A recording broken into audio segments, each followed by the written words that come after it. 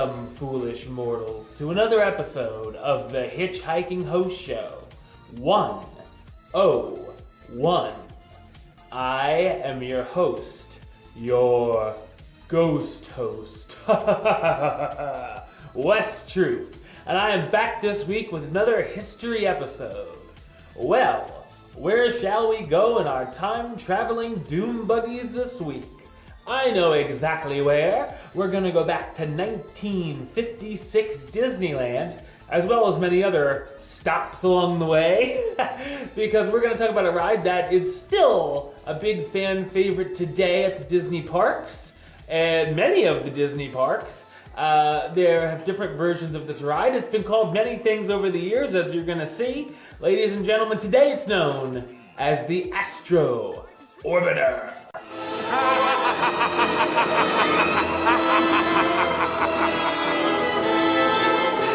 Up next, Astro Orbiter. Hopefully I don't hurl on these stupid jets. Master Yoda's had enough space travel in his day, so he's sitting this one out.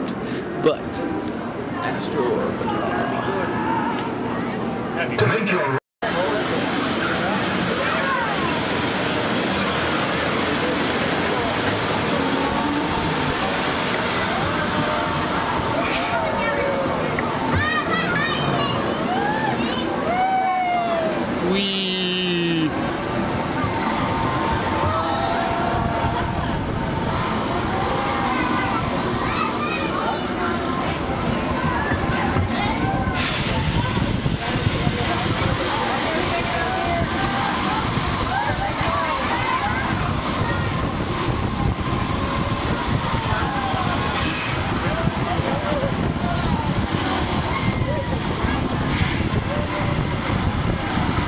God, I hate jets.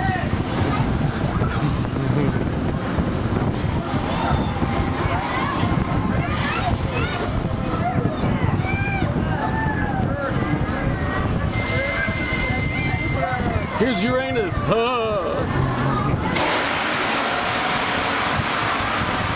Astro Orbiter is now beginning its descent.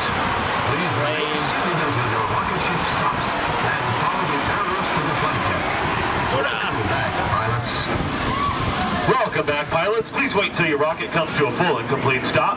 When it does, exit out your left-hand side. Follow the railing around. In the 1950s, a ride with growing popularity at carnivals and midways were rocket or jet spinning attractions. Walt and the Imagineers thought having a similar ride for the Tomorrowland section of Disneyland seemed like a great idea. The first Disney version of the ride was made by Kloss Company Bavaria. The attraction would spin guests around in a circle, much like the Midway rides, but this time in their very own rocket. These quote-unquote jets made a 50-foot circle around the large red checkered rocket, and guests were able to climb upwards of 36 feet in their ride vehicles from the ground level they were boarded at. The attraction stood between the submarine voyage and rocket to the moon attractions. In 1956, the first Disney rocket spinner attraction opened at Disneyland and was known as the Astro Jets. For the attraction's grand opening, Disneyland invited jet pilots from El Toro Marine Air Station, the 11th Naval District Headquarters in San Diego, and the Army Air Force Base at Long Beach to be some of the first people to try to fly on the Astro Jets. The name for the attraction would change in 1964, when United Airlines, a new park sponsor who were then sponsoring the Enchanted Tiki Room, disputed the name was free advertising for American Airlines coast-to-coast Astrojet service. After this, the name of the attraction was changed to Tomorrowland Jets. In September 1966, the attraction was closed to make room for the new Tomorrowland renovations. The attraction would reopen less than a year later, in August of 1967, with a new name, the Rocket Jets. This version was located on top of the new People Mover platform and was accessible from ground level by an elevator. The focal point of this version was its replica Saturn V NASA-themed rocket in the center. Surprisingly, there was no form of the attraction when the Magic Kingdom opened at Walt Disney World in 1971. 3 years later, however, Tomorrowland would undergo a humongous expansion with the creation of Space Mountain, a new location for Walt Disney's Carousel of Progress, which had moved to Florida from Disneyland, and the Wedway People Mover. This version of the ride was known as the Star Jets and was considered the focal point of Tomorrowland due to the spinning rockets and its central location. The Star Jets were based on the Disneyland version in both location, being on top of the People Mover platform, and in style, as both feature a large Saturn V rocket as the centerpiece. However, the attraction vehicles were different from any other previous form, as they were much larger and featured a flatter back end and larger tail fins. Disneyland's rocket jets were more like actual rockets, while the Magic Kingdom's Star Jets were more like space shuttles. Each of the 12 open-air vehicles were attached to the central axis by a 20-foot arm. The vehicles held up to 2 passengers who circled round and round 60 feet above the ground, while controlling their ascent and descent with a metal control stick. With Tokyo Disneyland preparing to open, it was decided a version of the jet ride would open in that park as well. This version, also known as the Star Jets, debuted with the park on April 15, 1983, and was based on the Magic Kingdom version of the ride.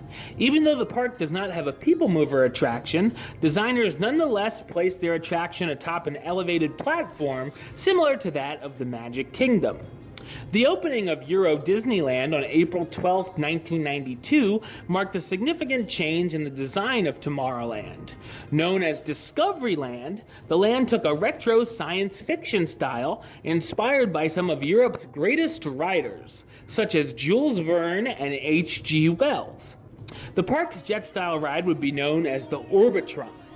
The ride's central axis represents a bronze 19th century rotating planetarium instead of a rocket.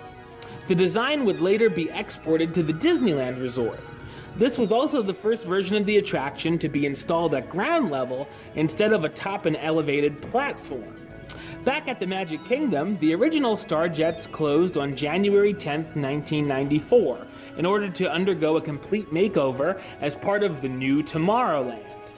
The attraction was redesigned and reopened on April 30th, 1994 as the Astro Orbiter.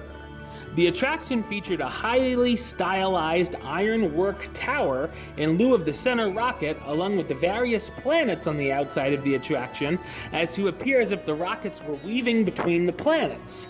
The ride at the Magic Kingdom does 11 rotations per minute and averages 1.2 million miles a year.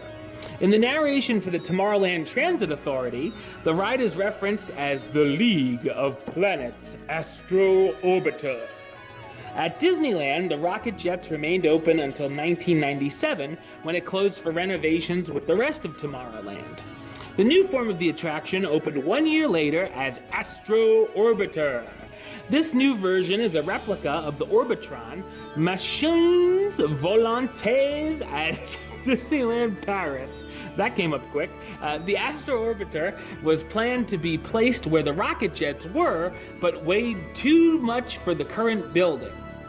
Instead, it was relocated to the entrance of Tomorrowland, where it is today, and placed on the ground level, making the ride the new focal point as guests steps from the Main Street Plaza of Disneyland into Tomorrowland.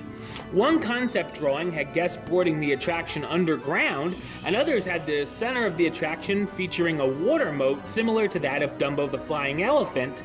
Obviously, neither of those ideas would pan out.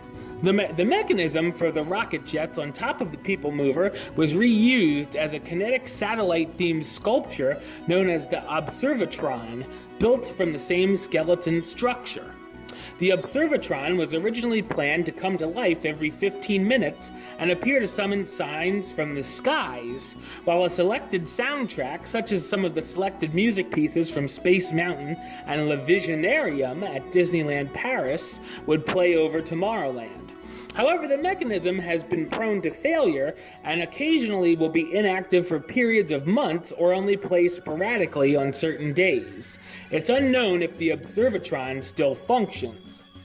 Like the other international Disneyland parks, Hong Kong Disneyland opened on September 12, 2005 with its own version of the attraction known as the Orbitron, a modified version of the one found in Disneyland Paris.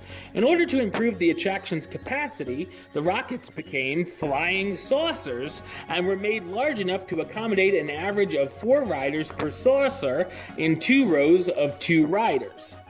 Finally, back at Disneyland, the Astro Orbiter closed in April 2009 for refurbishment and was stripped down to its skeletal structure.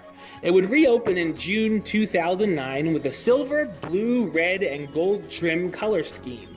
Over the years, the Astro Orbiter has become a fan favorite of parkgoers of all ages around the world and continues to thrill guests today, just like it did back in 1956. Alright, well that's the show. I'll be back with another history episode next week, as well as another trending topic show, where we're going to talk about what happened down in the Disney parks a little bit later this week as well. But until then, don't forget to subscribe right here on YouTube. youtube.com/HitchHostShow. You can like the show on Facebook, facebook.com/HitchHostShow. Follow on the Twitter at HitchHostShow. And if you want to listen to the show, or you are listening to the show, you can do so over on Podbean. It's hitchhostshow.podbean.com. And of course, you can search under West Troop or the Hitchhiking Host Show on iTunes or Stitcher. Until next time, don't forget to hurry back for the next episode. see ya.